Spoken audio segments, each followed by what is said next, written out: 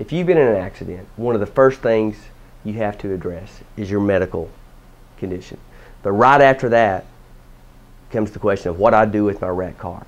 If the car is repairable, by state law, the at-fault party is responsible for providing you a rent car. And we're not talking a fancy car, but a basic rental car while your car is being repaired.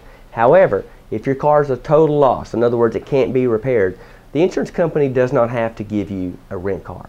So at that point, your only option getting a rent car is looking at your own insurance policy and do you have rental car coverage.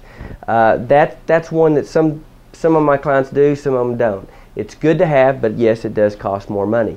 If you don't have it, you might end up being out of a car for a while. If you have it, I think the best thing to do is to call your insurance company, tell them about the wreck, which you're supposed to do, and ask them to provide you a rental car.